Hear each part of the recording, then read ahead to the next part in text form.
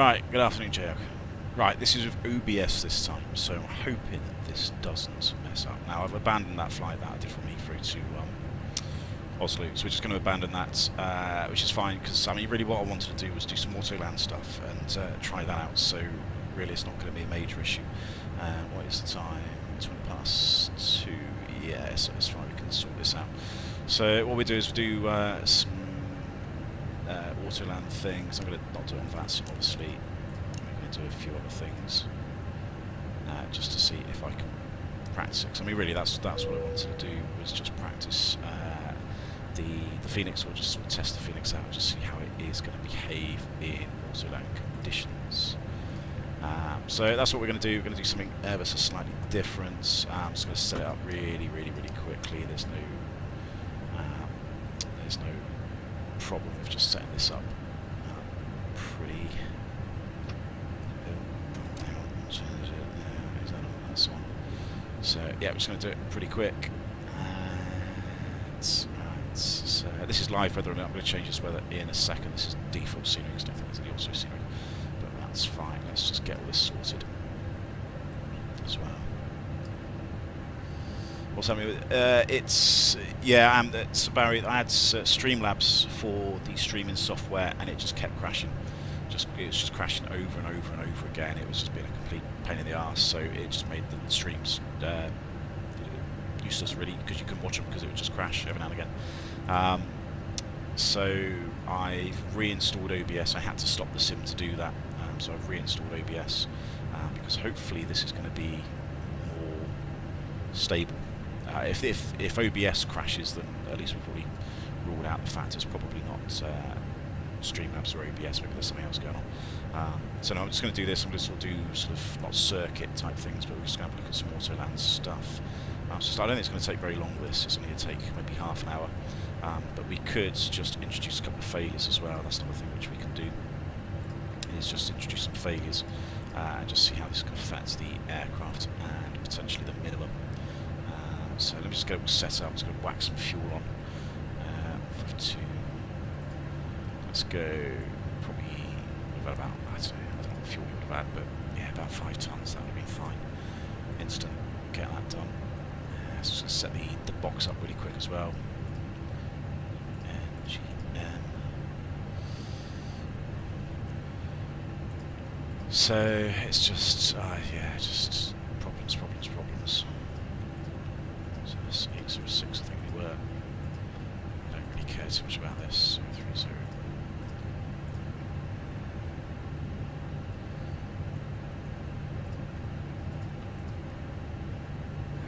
Right.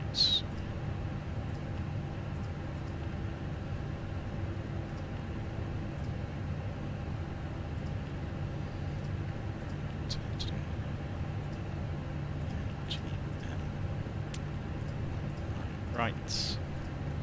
Perfect, come back to in a second. Just do this. This is your fuel weights. 58.3, 30.9.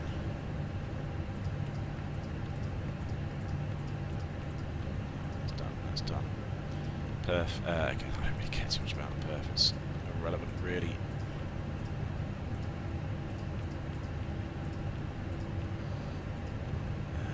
60 degrees, that would do. Secondary, it's copies, don't care too much about that. Right, that's pretty much set up. So let's quickly look at the charts.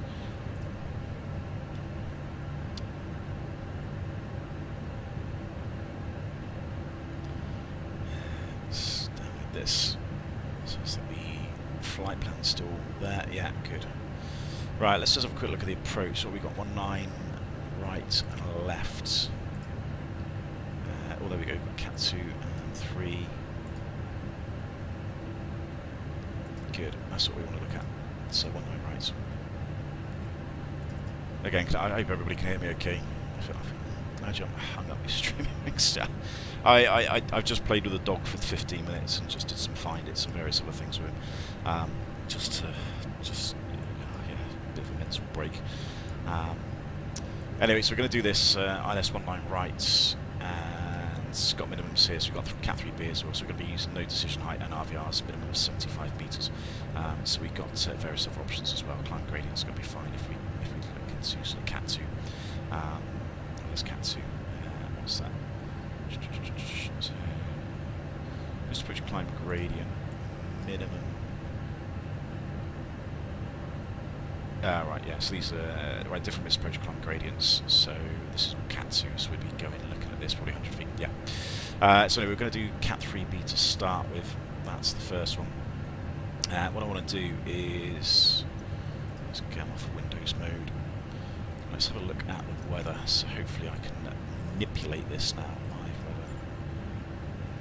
What do I need to do? Actually, what is the live weather? Let's just simulate the temperature at least, temperature in the QNH, something I do want to keep static. Flights. Arrival. This is what really is annoying me, because I'm back to work effectively tomorrow, and I've got 4 days off next week. But I was hoping today I could have a nice long stream, or a decent stream, and something that was going to be, you know, pretty productive, and it's just not happened at all. So 2008, right. Let's have some replicates of this weather. So every time I sort of have some days off at home, I can actually do things, and I think I can do something pretty constructive. It just never works. Right. So this is the other thing. Like, I don't know if you saw the video that I did the other day with crosswinds, and I was whinged about the Zobus, and it's not in knots. Well, it is in knots. You can get it in knots. You just have to change your settings, your global settings, to basically read as US. And then it puts this all into knots, which is great. So, you know, it is possible. But you've got to go to the US system, which is fine, to be fair. I'm not going to care too much about that, because, you know, I don't do this offline, so it doesn't really affect me. It doesn't affect the QNH or anything in the sim either. Let's put up to about 8 knots, that's what it is. In fact, I might just lower it, just effectively simulate a few LVPs. Gust, yeah, we won't have any of that, because it's not usually gusty. Cloud base. So what was the cloud base? Broken. So let's put a broken. Let's see if we can put broken at about 200 feet. What would make that? That'll make it about 700s. 760. Yeah.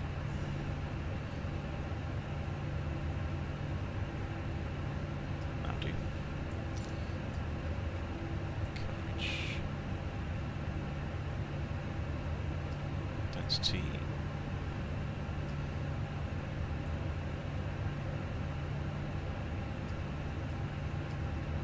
Not sure how this is affecting it. That doesn't look like 200 feet to me, but that looks a bit higher than that. It might be okay. It's a bit hard to tell, really. Unless, I wonder if this is.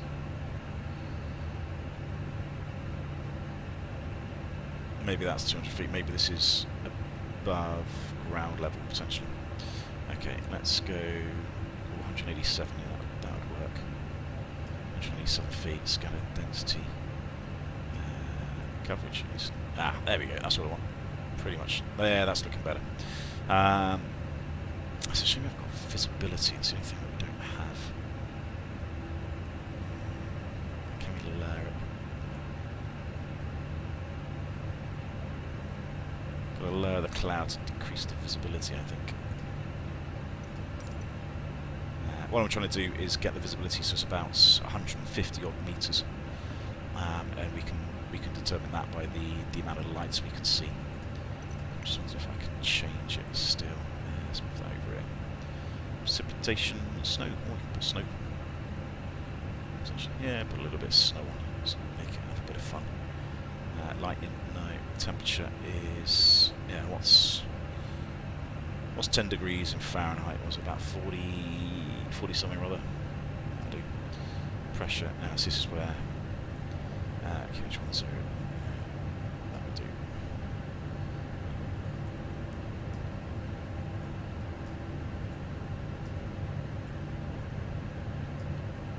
Good, that will do. And so it's temperature. 8 degrees, yeah, that's close enough, that will do as well. Humidity. Oh, that's affecting. That's affecting the visibility. Humidity.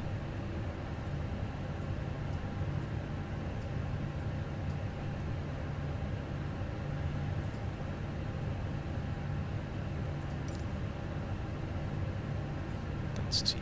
Hopefully this will increase the fizz. Right, it's not perfect, but it's going to be good enough, I think. It's certainly going to be good enough for effectively looking at LVPs. Let's do that a little bit higher.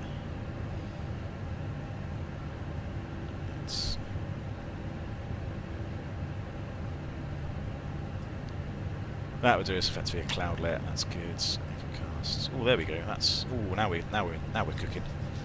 That's the sort of visibility we want. Good. So we got 1, 2, 3, 4, 5, 6, 7, 8, 9, 10, 11, 12, 13, 14. Yeah. So we know we can get, if we can see about 8 lights. We need to see about 9 really, but we can assume basically there's another centerline light below us. But if we can see 8 lights on the runway when we take off in LVPs, we know we've got a minimum of 125 metres visibility, and that is usually what we need. And this is just stipulated on the ground charts. If I find it, was very dark now, extremely dark. I can't see anything. So where are my airport? So there should be a chart here somewhere, takeoff minimums, that'll be it. So it would tell you, because this is a pretty well equipped airport with lights and etc. else. So we can see here takeoff. So high intensity runway lights, centerline lights, everything else. Minimum RVR we need is 125 metres. So as long as we can see a minimum of 8 lights, we know we should have that. Even if the RVR was reported to be low, it's you know, we could effectively replace that with a sort of pilot assessment initially. So I'm happy we've got at least 125 metres takeoff, which is good. It's really, really dark. How do I need to turn everything up. No, oh, wrong one. Let me just... I wonder if this is like the cloud affecting the lighting of the cockpit, maybe. Turn this on. Integrated lights, that's what we need. Floodlights.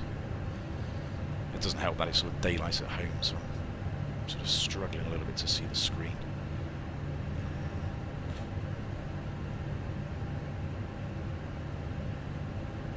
God, I'm really struggling to see this.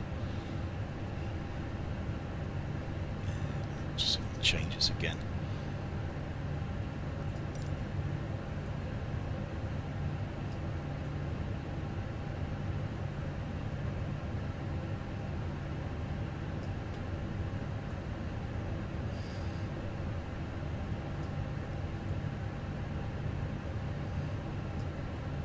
No, I think it's just the fact that I'm in quite a bright room. I just can't see the screen, so okay, that's fine. Is there anything else I can do to increase the lighting? Can everybody see that alright, or is it, I mean, is everybody else as blind as I am? Hello buddy, you're right. I mean, really it doesn't matter too much, to be honest, as long as we can sort of see what we're doing, which I can just about see. Test you, we should be fine. Good. Company message, not too worried about those. And I might take off and go above the cloud.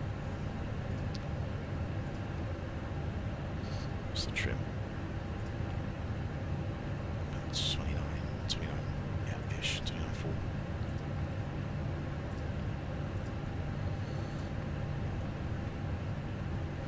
Right, I think I'm good. Let's go. Where are we heading? Let's go there. Let's just get above the cloud. We'll look at the clouds. Tops at. I might actually lower this, just so I don't have to go quite so high. That's a bit lighter. There we go. 3,400. That'll make it a little bit better. And then, yeah, 5,000 should be good. Right. That's done. I think I'm done. Last one, the paranoia. I think everything's on. Right, because LVPs as well, I'm going to turn on the LS bar, which should be that one. Golf Sierra Whiskey. So yeah, well, as soon as we take off, we should get a vertical deviation bar, which is basically a localizer bar. Why aren't you? Nav blue. That's looking better.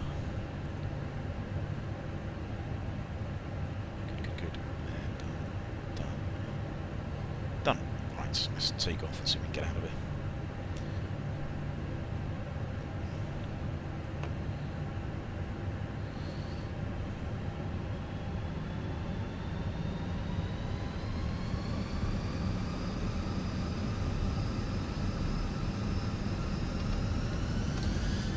Flex 60 SRS Broadway.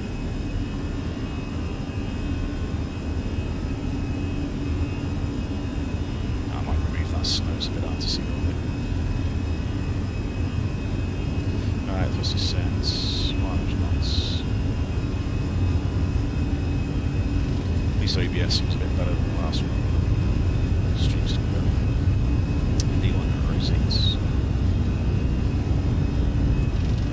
Pitch. Plus to climb gear up.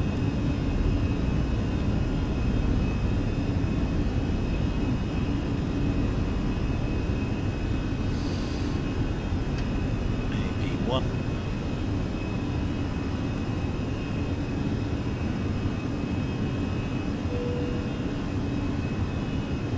Technically the anti-ice should have been on.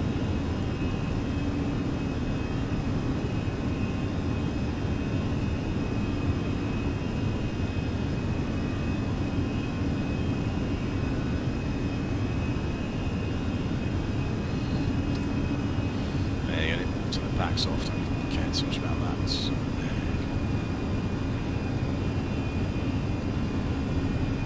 Scandinavian 320. Yeah, shut up. Yeah,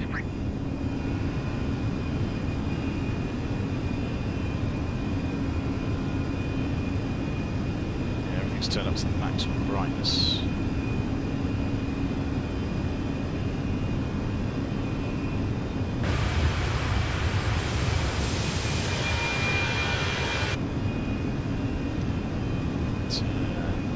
That down.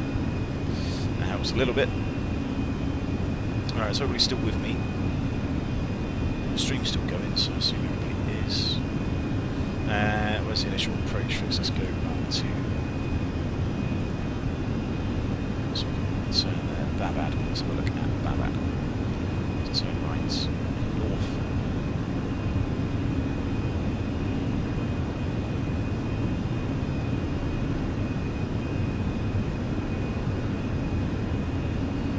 Let's go to Babad.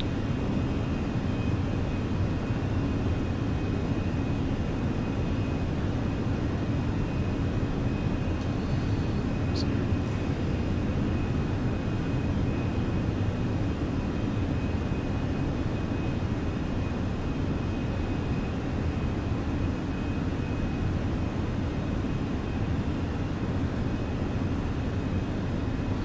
start. And let's approach it via Babad. Via Babad's inserts. Inserts. Yeah. So one of these, is it?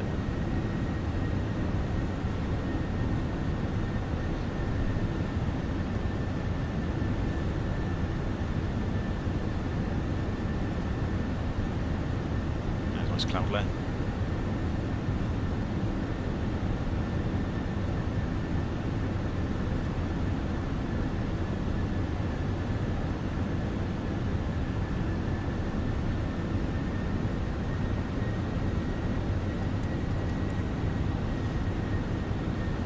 Weird reflections there. Right, so let's go heading.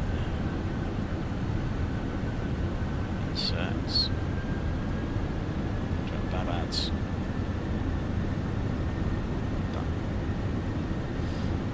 What's the hold? Don't know.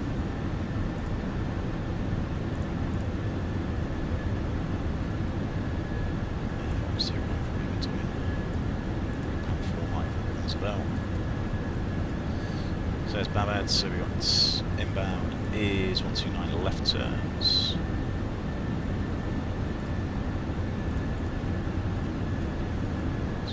Left. Minutes, more or less. Minimum's 4,000 feet, good, okay.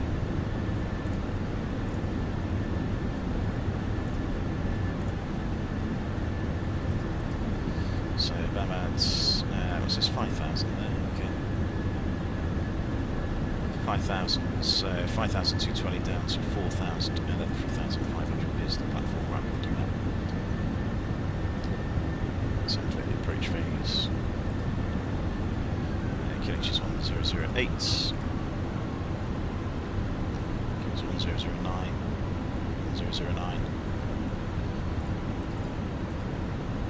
Temperature was about 8 degrees, I think. It's 208. Right, so I'm going to put a DH in here. So I'm just going to put no in the radio field. And flap 4. I can do flat 4 or 3 and Autoland. Because it's... Oh, we're going to give medium water brake as well. Hey, Christian. Right, that's done, that's done. Done.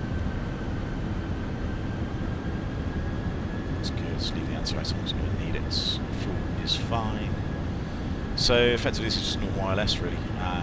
It's not too much different. We leave the automatics in. Before we do this approach, we'll just check the landing capability of the aircraft. There's nothing in the status, so there's nothing affecting the landing capability. So know when we arm the approach, it's going to say Cat 3 dual AP1 and 2, which because it says Cat 3 AP1 and 2, sorry, Cat 3 dual AP1 and 2, we can use Cat 3B minimum, so 75 metres. So as long as the RVR is greater than 75 metres, and it needs to be greater than 75 metres at touchdown, midpoints, and end, if I remember. You don't have to worry too much about the end points because you're going to be slower than 60 knots, but if it is reported, it is relevant. So we want the RVRs to be below 75 metres. I don't know how they're going to do this in the sim, or how it would be done online. I guess if there was, they'll just have to take it off the METAR probably. Unless they had access maybe to an 80, so they might be able to possibly do it.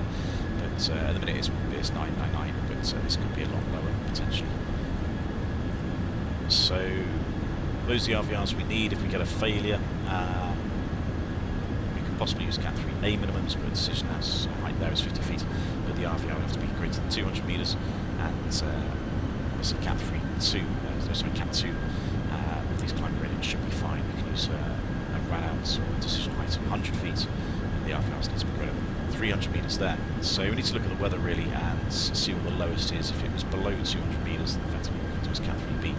But if it's a bit higher than that, one of these two, we can certainly accept some certain downgrade and potentially get in the water just fine there. So just do Cat 3B for the time being. It's also some slurping today. It's not. No, it wasn't. It was this morning though, Christian. You probably didn't see any of the earlier streams I was doing today. I mean, basically it was just a complete clusterfuck really. Things just weren't working at all. So I wanted to stream this morning because there was LVPs in like Paris and Zurich as well. So I was going to do a stream from like Zurich to Paris because I thought that'd be really good because it was really foggy. So it'd be good to look at some things. But yeah, the PC crashed again, and basically I just had to sort of try and do something, but that took hours and hours. So I got going a few hours later, about midday, 1 o'clock, and then I was using Streamlabs to stream, and then that just kept crashing as well. So we canned all of that, and here I am. I'm just doing this instead. So it's only going to be a very quick flight.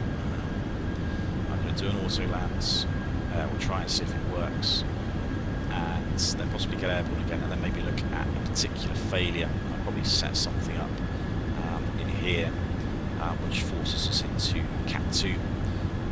Potentially I went to water thrust because I'm making hardware, but maybe give us a run out failure or something that will force us into a Cat 2 aircraft, and then we'll have to look at what minimums we need for that. So we need like higher minimums. So potentially might do a couple of things. It's not going to take us very long to do this. And yeah, see what we can get. So yeah, that's sort of covered the minimums, failures. We've covered certain things as well. If we get a failure on approach, we have to complete the ECAM actions and put new minimum by 1,000 feet on the radio altimeter. If that's not done by 1,000 feet, we have to go around and look at what the landing capability is. The aircraft either make another approach or not make another approach. If there's any failure below 1,000 feet at all, get an ECAM, any sort of warnings, cautions, then effectively we'll probably have to go around straight away. I mean, the only failure that I would probably consider carrying on with would be an engine fire, or any fire really. If there was a fire detected in the aircraft below 1,000 feet, I'd certainly be quite happy just to continue the approach and just land, because we're probably going to be safer doing that than we are taking that problem into the air. There are a few sort of non-monitored systems. So I think the ISIS, maybe that's a non-monitored system, so if that failed, it wouldn't come up on the ECAM. But so long as this failed below 1,000 feet on the radio altimeter, we can continue the approach. That goes for any unmonitored systems. So the window heat as well, that's not monitored. So if the window heat failed, windscreen heat, if either of these failed, it wouldn't come up on the ECAM as a non-monitored system. So if that failed below 1,000 feet, we could continue the approach. If it failed above 1,000 feet, then we'll have to either reset it, do the new minutes again, most likely go around, and then we're just looking at the capability of the aircraft and what we can do. And all this is in the low visibility procedures document, so those of you that have seen that on the Discord server, it all sort of covers release failures and effectively what we do in different situations, and the amount of equipment you need as well to sort of start an approach. So you need certain amount of equipment to start either a Cat 3 approach or a Cat 2 approach, etc, etc. So yeah, that sort of covers most of that. There's a couple of PAs that we do as the passengers as well. We need to make sure that personal electronic devices are actually turned off. It's not just on flight mode, so that's just really to prevent any interference with the instrumentation and everything else. And that's mainly it I can think of off the top of my head, just it's a very quick procedure.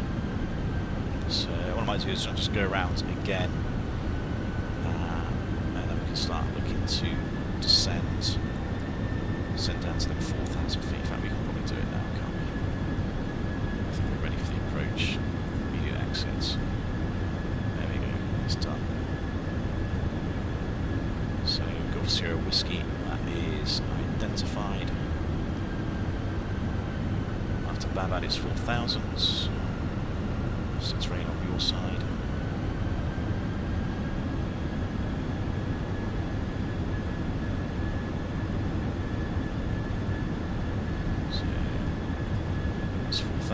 Thrust side open to 4,000 blue. Distance about 40 miles, 5,000 feet, so we're just about there on the profile, so it's some configurance of flight 1. Let's go down to about 180. That's good, that's good. And then the platform after Maduri is 3,500 feet.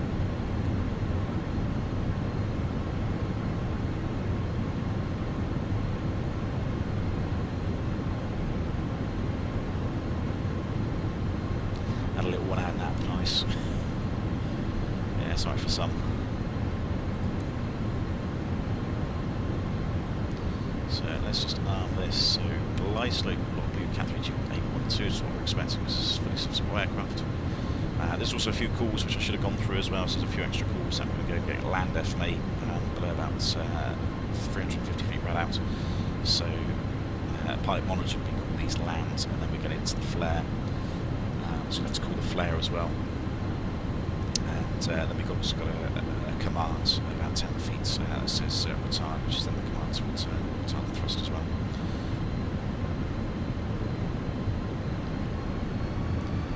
So speed out start.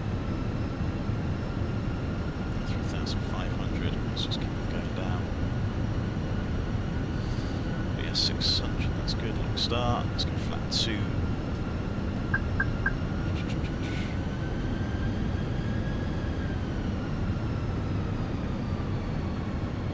Slow start and some approach altitude to 5,000.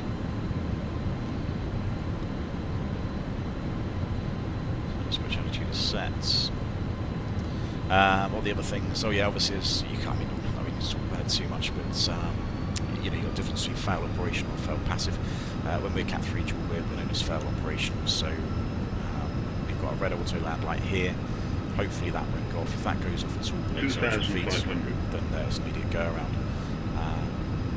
But yeah, fail operational, as long as there's any failures below 100 feet, the aircraft should still auto land. But if this goes off, we've got to do an immediate go around for it. And then fail passive is more Cat 3 single. We start 5.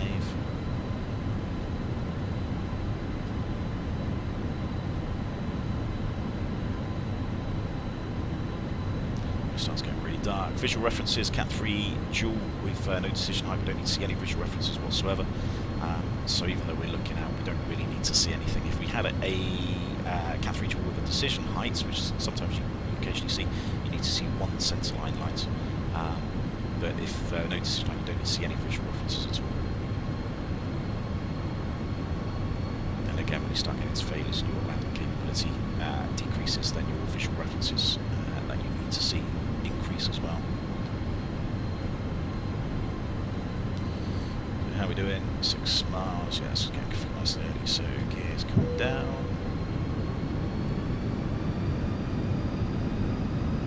So again, really, I'm not. This isn't so much a tutorial for LVPs. It sort of is. So I'm sort of talking very briefly on some things. But this is more just really. I'm just interested to see how well the Fenix Autoland how well the systems perform. So managed speed level 3. So again, this is just a little bit of testing, I suppose.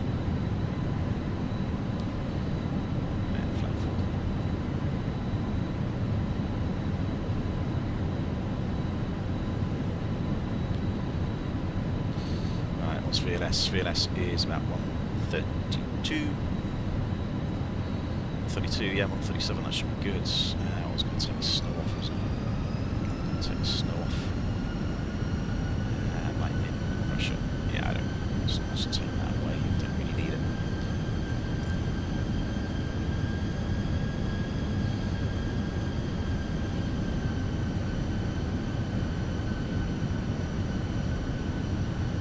So 1,000 feet is our approach band.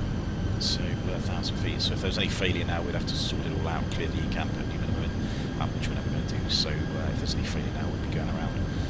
Any failure now after 1,000 feet, we're most likely going around from it, unless it was maybe a fire on the aircraft. There we go, there's 1,000.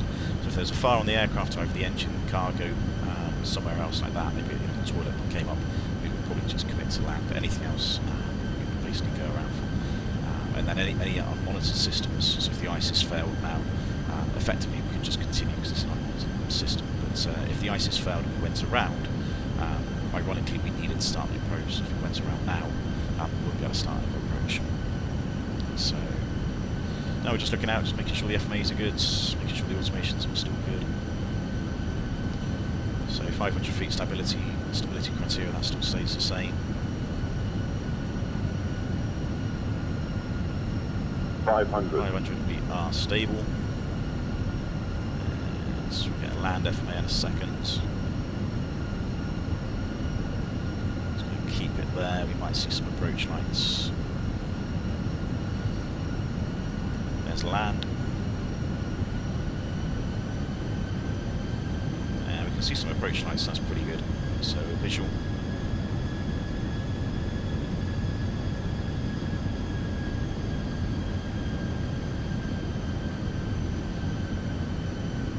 Above. Continue. 50, 40, Flare. 30, 20, 10. Retard. Just idle. And we're down.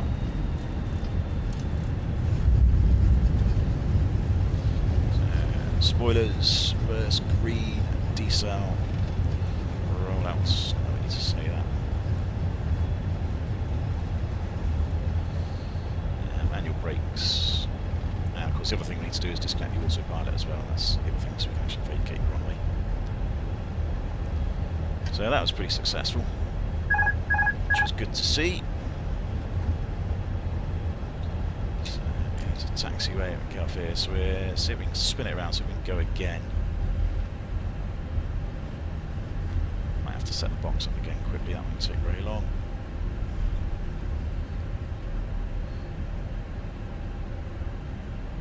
Down to the end of the runway.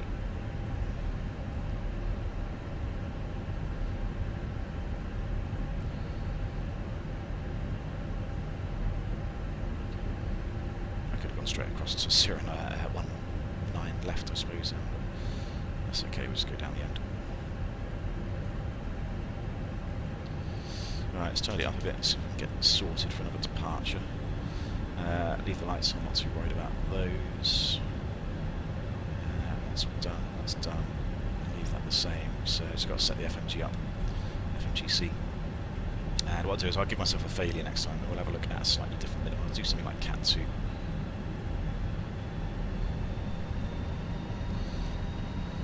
Minus 231. Was that what the landing? Yeah, that's not too bad. I mean, it actually looked it looked and felt better than that. So I don't know.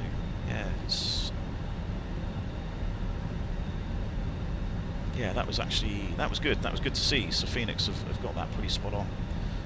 So certainly no complaints there. So anything Cat 3 dual, sort of Cat 3B minimum, you're looking like, as long as the aircraft's fully serviceable, should be good.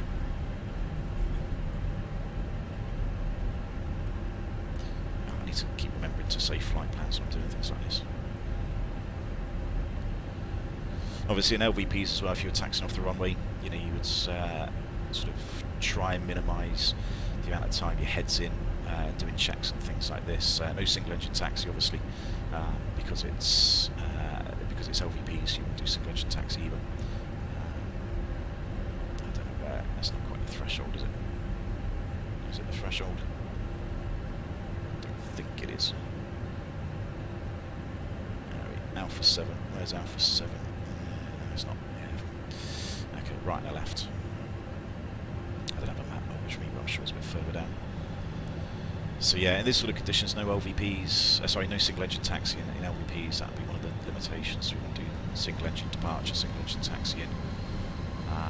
If you were departing, so if we were, say we've just sort of pushed back from the stand, all of the flight control checks, the PEDs, the taxi checks, everything else, that would have been done before you'd even start moving as well. So you do all of that, two engine start, and then you do all the checks before you actually get taxi clearance, and then you basically taxi over to the runway with everything done, because, you know, effectively there's two of you in the flight deck, so you're both looking out as much as you can, just to make sure that you're going the right way, because, you know, it can be really easy to sort of get confused on a taxi route and go down the wrong way, and obviously there's other aircraft around going maybe one to different directions, so nothing will be done, and then as soon as you're at holding points, then you can do effectively, well, you can potentially do the taxi checklist at that point if you wanted to. I generally do it just before we even start taxiing. So then once you're down the holding point, all you've got to do then is just the line-up checks. So let's get that back onto max. The spoilers. Just going to be rearmed though.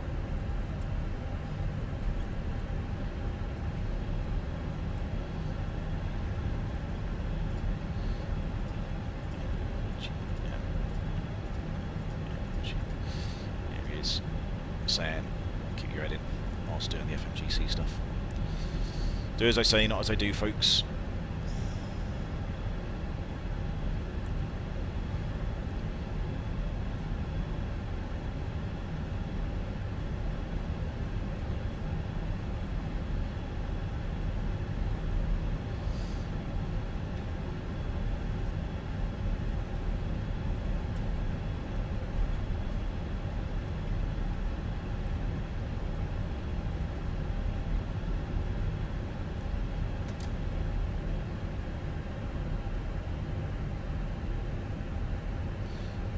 Mrs. just texts me about doing things which I haven't really got time to do at the minute, so I'll have to come back to it in a second. Right, I can't remember where that goes. That goes somewhere, but I don't think that's where we want to go. Sort of floating taxi lights. Yeah. Like little sprites.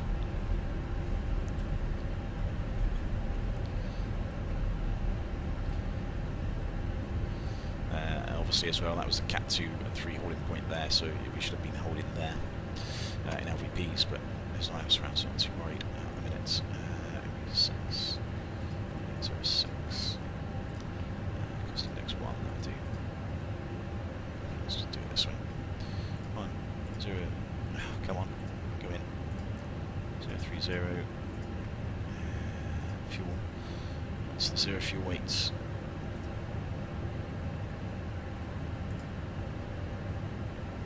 That's 58 to 30.8. That'll do.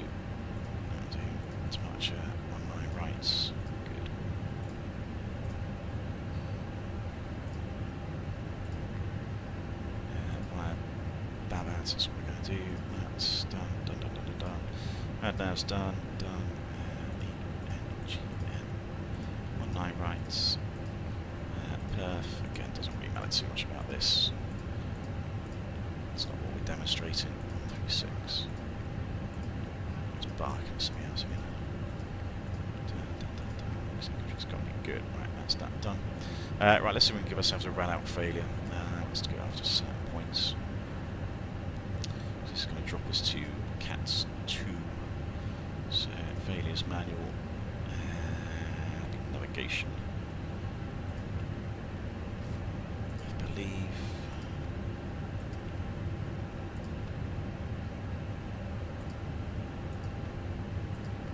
What are you barking at, buddy?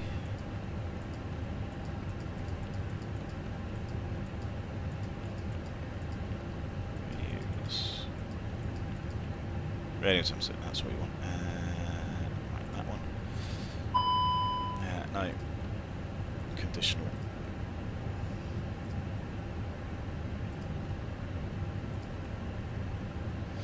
Right, let's do it at 4,000 feet.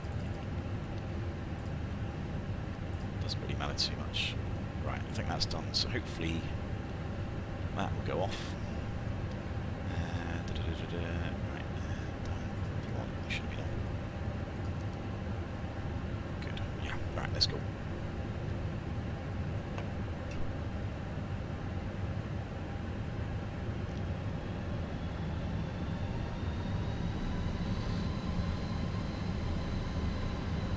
Right. All the lights are still on.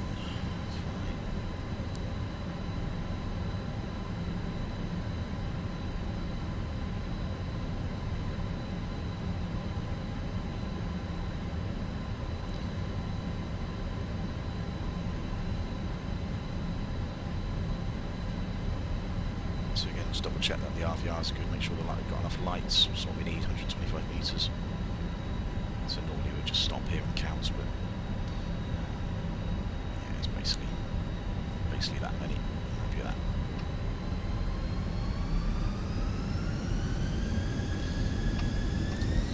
So about 60 SRS runway.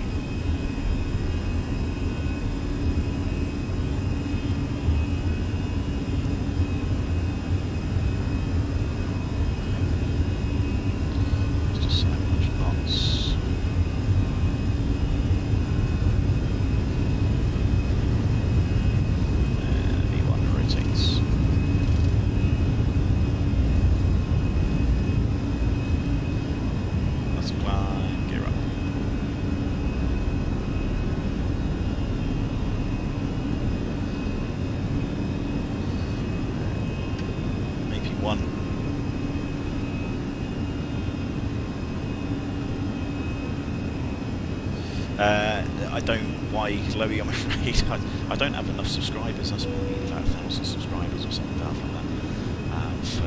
Today, I'm afraid. I mean, you know, I'm very grateful, thank you very much for the thought, but I've got no idea how I'd even do it. So yeah, I haven't quite got that far. There you go, thrust climb, heading, that's what we want to do. Packs are not ready, that's fine. Right, let's see if we go to Babads. Get this done before this comes in. Probably won't, but there we go. Right, nav Babads. Get a message to all that was.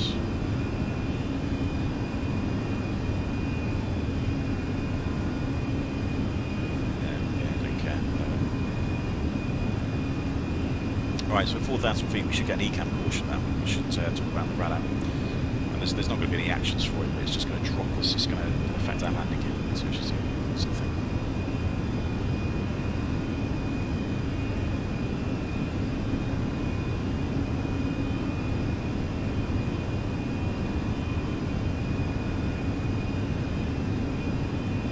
So out of the clouds.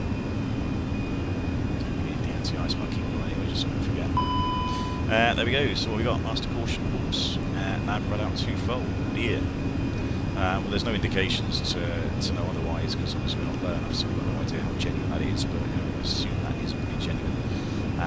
Caution, so anyway, just going to ignore that for a minute. Let's just clean up the aircraft, get a course, communicate, fly the aircraft.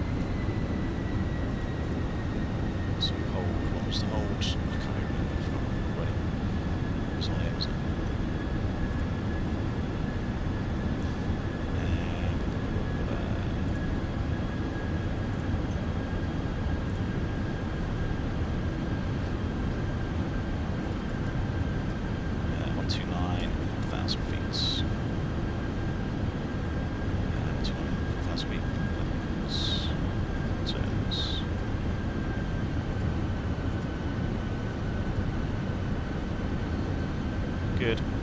That's it. That's your 9 left, 4,000. No, 5,000, obviously, just over 4,000. Right, that's all done.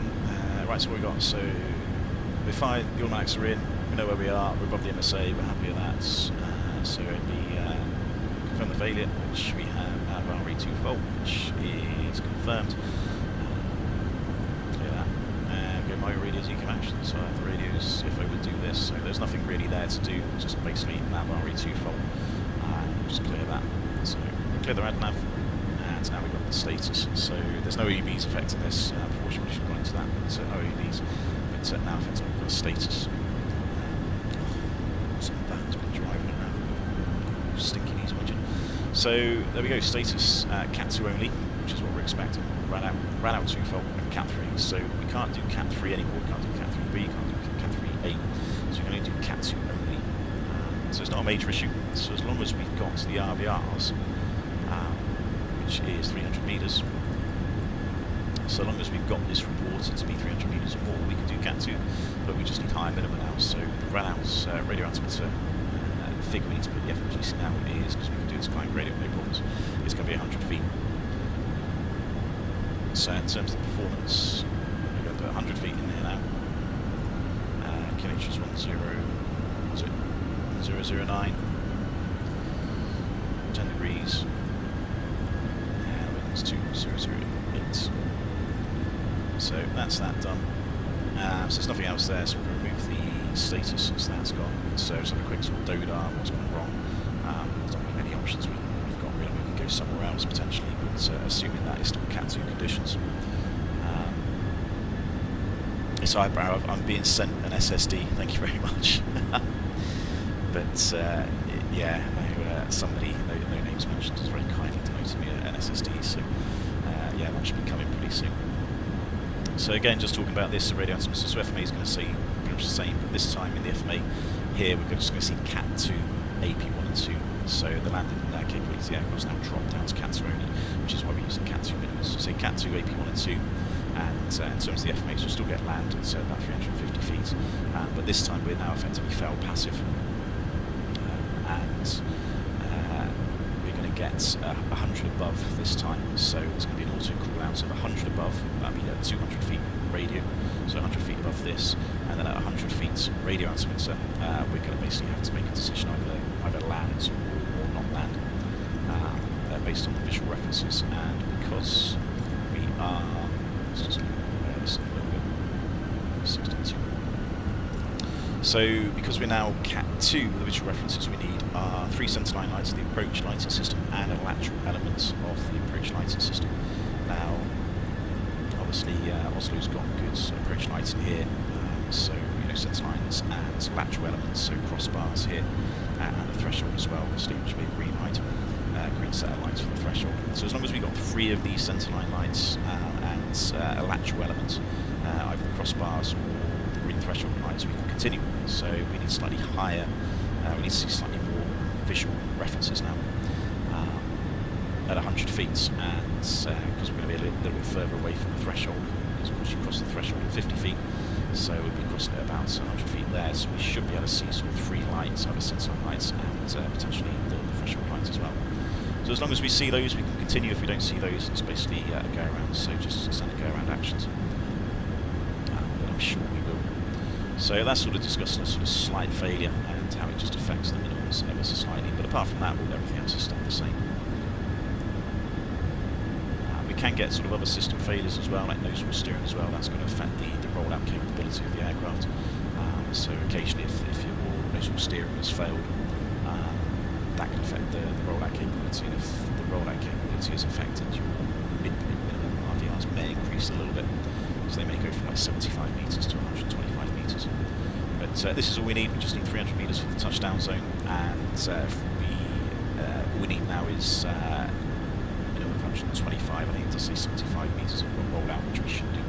If we didn't have rollout, then we would probably need 125 metres for the midpoint and the stop end. Although the stop end is not really relevant because we should be below 60 knots by the time we get to the far end of the runway. But obviously, again, if it's reported, it is relevant to us. So that's it. Let's just don't need much to say much else. Just immediate exit.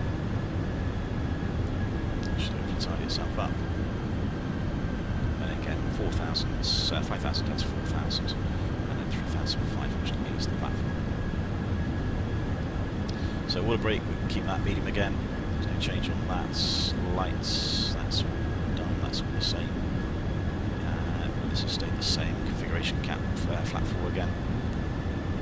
So even though this has got a rad out failure, it's not going to have a major issue on the actual sort of landing configuration of the aircraft. Because the only difference is I'll have a rad out indication, but the FO won't. We should be able to see that as we start descending.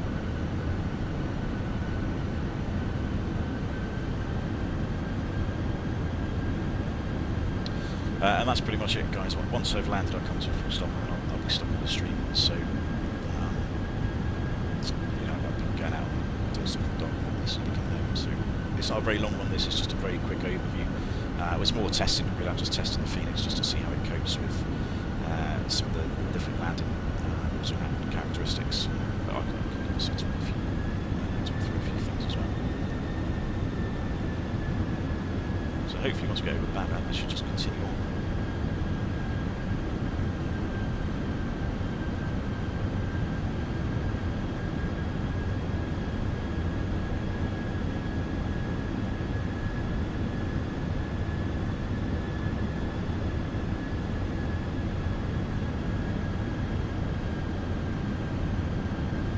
Somebody likes dating, don't they? Yeah, that's a wrong stream for that, really. Right, start configuring this flat.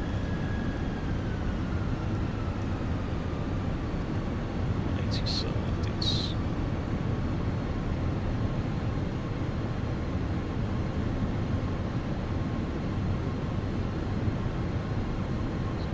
Should turn left. Yeah, good. That's sequenced.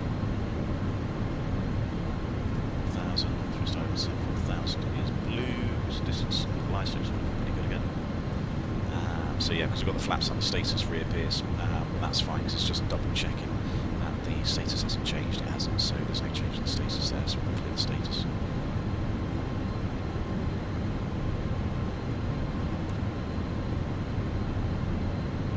It's going to go on the approach, and this time it's going to say Cat 2, which is what it does. So Cat 2, AP1 and 2.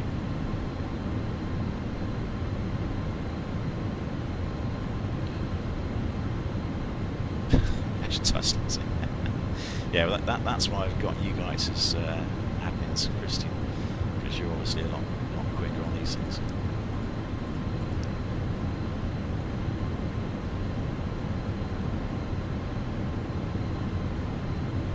So after a duty, it's down to 3,500 feet, speed out star.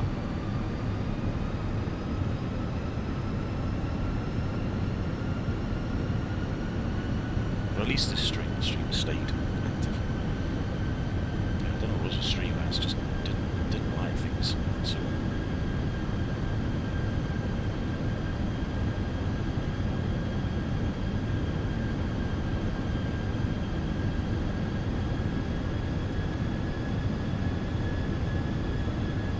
So 3,500 is the platform. Close ups above us anyway, so I'm so not worried about going down at all. Shallow VS. It's basically a CDA then. Right, by some star and spiritual bars 3,000. Sorry, 5,000. Sorry, 5,000 sec. By some star lock. Lock. So flat 2.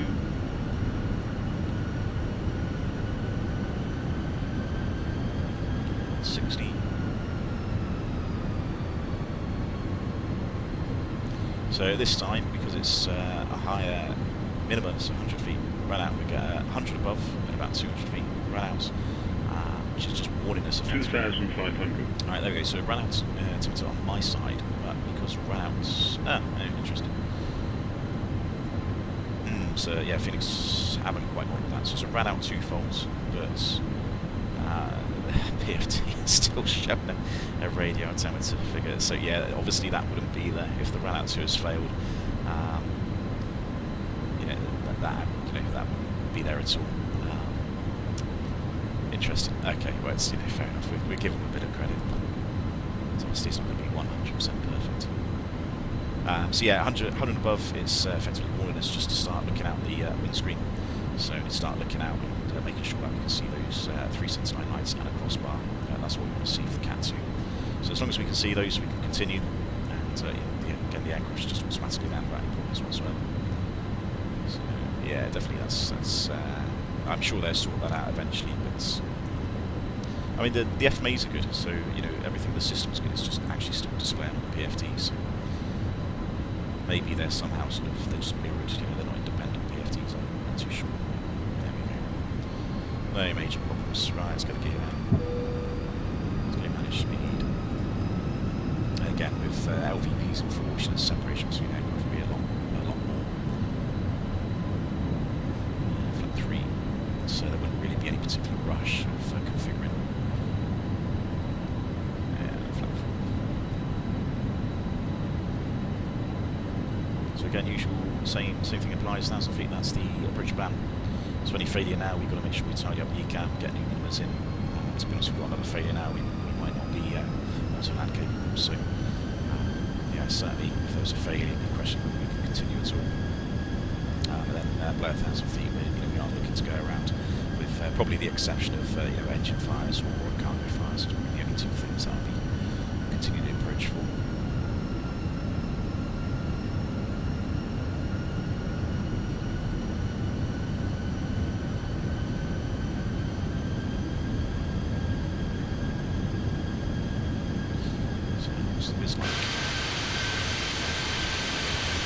Yeah, pretty dark.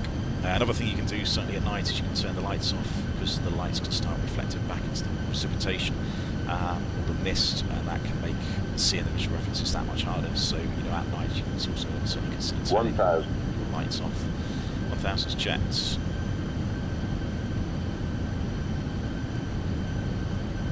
It's not really that effective today, so it's not really a major issue.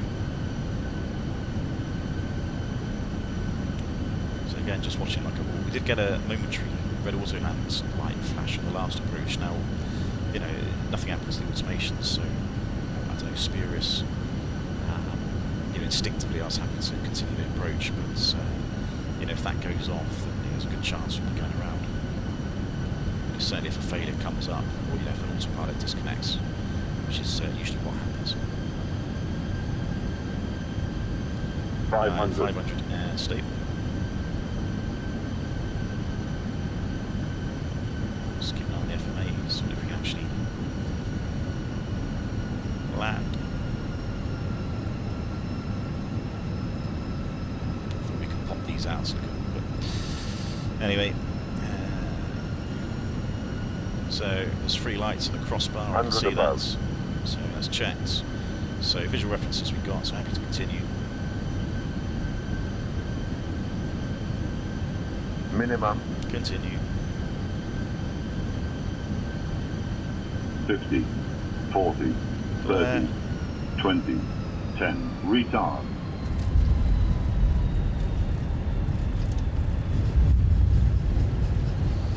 Spoilers, first green, diesel. Yeah, I felt a little bit harder that one, but it was safe. Everything was doing the right thing. Manual brakes. So I'm not too sure what the landing rate on that one was.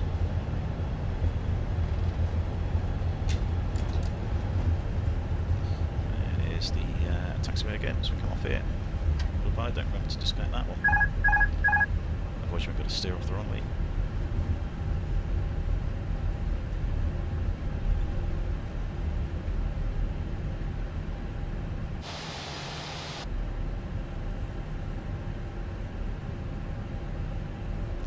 -5. 351, or was it 531? One of them.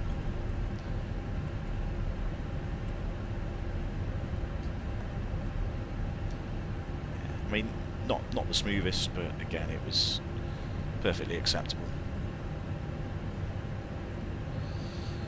There we go. That's pretty much it, guys. That's 351. Yeah, it's maybe a little bit higher than what we normally have, but.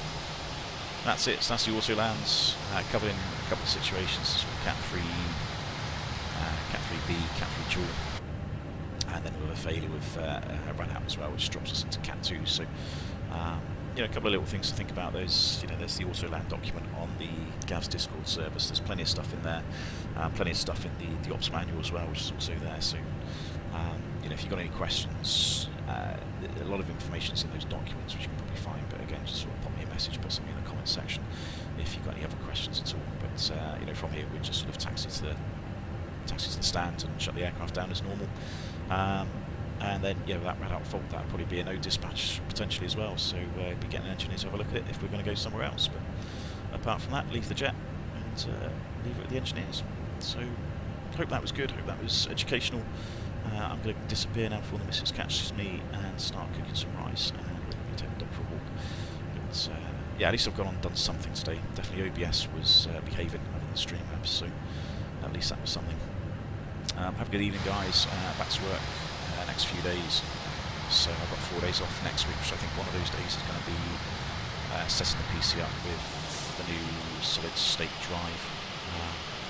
So yeah, I try and get something done next week if I can, but just play that by ear. Depends on how good my electrical engineering skills are with the PC, which I will put the early warning in. They're not very good, so yeah, hopefully I won't struggle too much. Anyway, have a good day, guys, and we shall see you later on. Cheerio.